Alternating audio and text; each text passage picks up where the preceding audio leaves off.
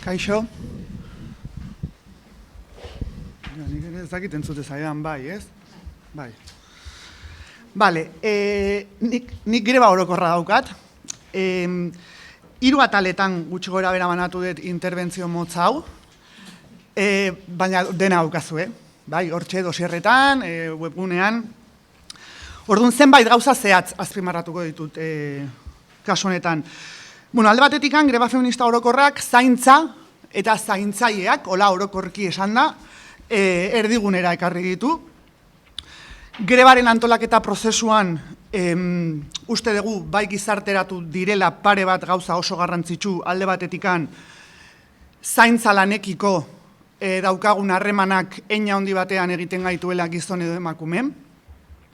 Zergatik zaintzaren kontzeptua edo gutxienez 2 dimentsio jarri dituelako mahai gainean.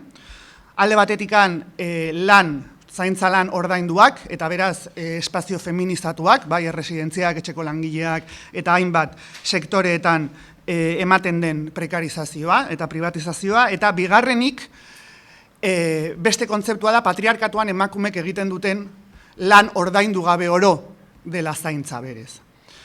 Eta honek berriro ondorio asko dauzka, eta hori ikusiko da mugimendu feministaren lidergoan, urrengo hilabete eta urteetan. Beraz, hau hasiera besterik ez da, ez? Baina horri dagokionez, bai, 2 gauza azpimarratu, honi dagokionez, lehen atal honetan. Eta da, lan ez ordainduaren kontuak ikusarazi duela, bai amak, bai etxeko andreak, alegia oroar zaintza lana egiten duten emakumeak langileak direla, subjektu politikoa direla, eta esplotatua daudela. Eta eta hau ere atera zen talai jaunean, bereziki, lehengoan, eta da, greba guztian, greba prozesuan ikusi da, eta da gizonen papera, ez? Bai, alde batetik berriro, ez, hausnarketa da, ez direla jaiotzen, ez direla talde natural bat, baizik eta talde politiko bat direla, subjektu politiko bat direla, eta beraz, subjektu politiko moduan, esplotazio erlazio hauetan daukaten, posizioa, ez, edo horren inguruko atera dinen hausnarketa asko, bai jarri direla berriro ere lehen lerroan, ez? Eta batez ere hor azpimarratu, lan ez ordainduarekiko daukaten zuzeneko harremana, ez? Zergatik uste dugu lan ez ordainduarekiko zaintza, lan ez ordaindu horrekiko daukaten harremana aldatzen den heinean ere, identitatea ere aldatu egiten dela, hain zuzen ere egiten dugun lanarekiko erlazioak egiten gaituelako, ez? Eta hor ere azpimarratu demografia aldaketarekin ez dela bakarrik umeen zaintza, ez? Baizik eta zaharren zaintza ere erdigunean jarri behar dela, berriro ere demografia aldatu egin delako, eta orain zaintza hori hirukoiztu da, ez da? Bigarren atalari dagokionez, eta da erakunde politikoak eta merkatuan, hor, asko hitz egin da, behin eta berriro, neoliberalismoak esan nahi du, berriro liberalismoarekiko konparatuta privatizazio, ez, prozesu batean sartua gaudela, orain dela ja hamarkada batzuk, eta honek ondorio struktural ikaragarriak dauzkala emakumentzako, ez, hain zuzen ere lan karga handitzen duelako emakume guztiena, eta bereziki lan ez ordainduaren zama.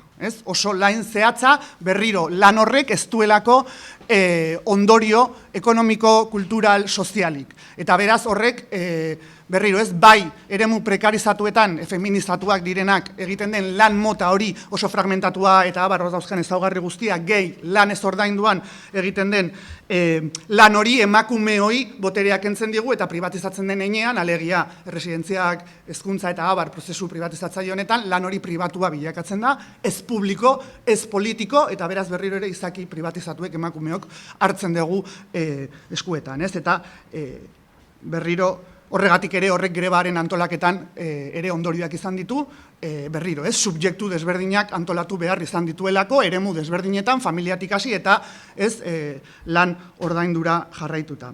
Hor, azpimarratu, berriro, ez, zentzurretan, eta hor oso argi gelditu zen, ez ze aldarrikapen edo aldarrikapen nagusienetako bat bai dela sistema publiko komunitario bat zaintza eskubidea bermatu ahal izateko bizitza osoan zehar, eta horrek berriro ere zaintzaren kontzeptua eraldatzen du, ez dalako gaixotasunarekin erlazionatzen, ez edo momentu zehatz batekin baizik eta bizitza osoan eta bizitza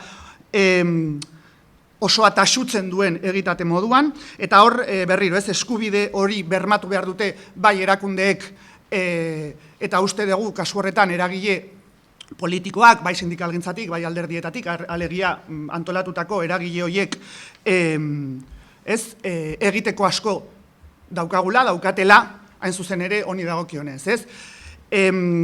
Hor berriro, ere ateratzen da aldarrikapen sistemiko honekin herri akordio bat, hori izango zateke hirugarren atala, eta herri akordio horretan berriro jasotzen da ere, hemen noski ja kaleratu ditugun gauza asko, baina bai hor zehaztu edo azpimarratu, herri akordio horretan dimentsio asko daudela, lehen esan moduan, Grebaren antolaketa bezala ere ez, eta aldarrikapen horiek dimentsio askotan ematen direlako, eta beraz, bai eskatzen da, eragile antolatu horiek ikus ezaten herri zerri alde batetikan nola eraman aurrera, nola mamitu herri akordio hori, berriro kojuntura ikusita, herri batzuetan errazagoa izango da, beste batzuetan zailagoa, segun eta instituzio edo botere instituzionala gure alde jokatzen duen edo ez, baina horretaz haratago ere uste dugu baldintzak jartzen jun behar direla eragile guztien aldetik, baldintza material eta diskurtsiboak eraldaketa hau estrukturala izan dadin, ez?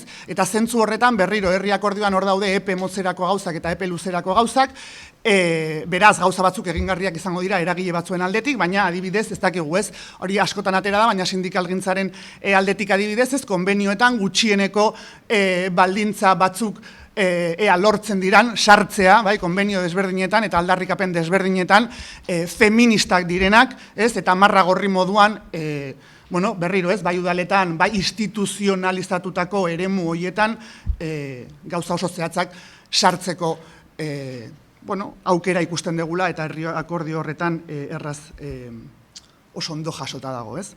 Listo.